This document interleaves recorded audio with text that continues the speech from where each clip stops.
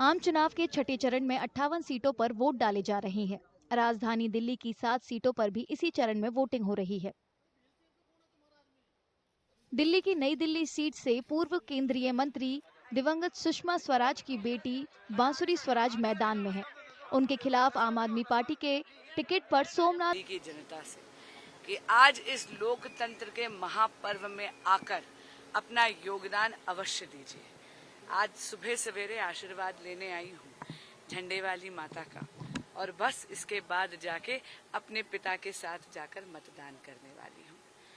मैं दिल्ली की जनता से करबद्ध प्रार्थना करती हूँ कि आज गर्मी को झेलकर आइए बाहर, क्योंकि ये दिन राष्ट्र के नाम है। ये चुनाव विकसित भारत का चुनाव है। दिल्ली में 2019 के बीजेपी उम्मीदवारों से तुलना करें तो मनोज तिवारी एकमात्र ऐसे नेता हैं जिन पर पार्टी ने फिर से भरोसा जताया है। 2024 में बीजेपी ने मनोज तिवारी को उत्तर पूर्वी दिल्ली से टिकट दिया है।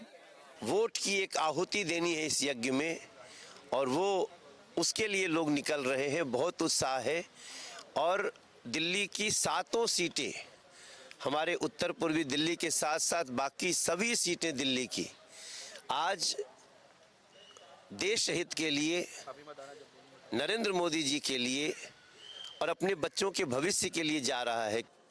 पश्चिम बंगाल के पश्चिमी मेदिनीपुर सीट पर 2 ऐसी महिला उम्मीदवारों का मुकाबला है जो एक्टिंग की दुनिया से सियासत में आई है।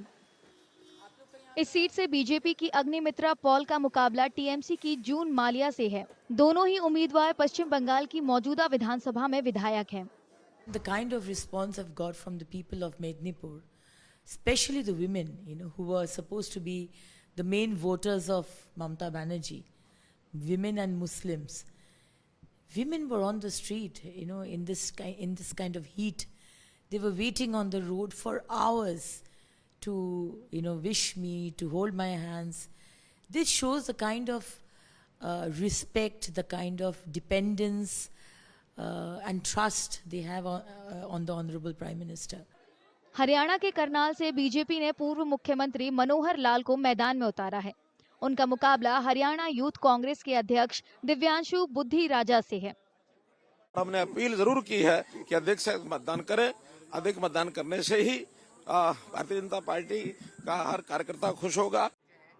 हरियाणा के कुरुक्षेत्र से पूर्व कांग्रेस नेता और 2 बार के सांसद नवीन जिंदल इस बार बीजेपी के टिकट पर चुनाव मैदान में है। कुरुक्षेत्र संसदीय क्षेत्र की जनता ही नहीं, पूरे हरियाणा की जनता से मैं अपील करता हूं कि वो अपने इस प्रजातंत्र के महापर्व पर अपना अपना योगदान दें। इस महापर्व यज्ञ रूपी चुनावों के अंदर वो अपनी अपनी आहुति दें और बढ़ चढ़कर अपना मतदान के अधिकार का उपयोग करें।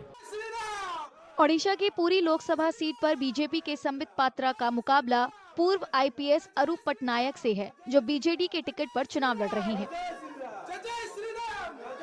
मैं अपील यही करूंगा कि सारे लोग पूरी के ज़्यादा से ज़्यादा संख्या में वोट करें, ताकि ये लोकतंत्र के महापर्व में विकास और सशक्त भारत का ही जीत हो सके। मोदी जी तो बिना कैलकुलेशन के कुछ कहते नहीं हैं, सारा कुछ कैलकुलेशन के आधार पे कहते हैं। उन्होंने जो गणना की है, स्वाभाविक रूप से पिछली बार कहा था 300 पार, वो हुआ था। इस बार 400 पार कहा है, तो एनडीए को 400 पार ही मिलेगा। छठे चरण में 6 राज्यों और 2 केंद्र शासित प्रदेशों में वोट डाले जा रहे हैं।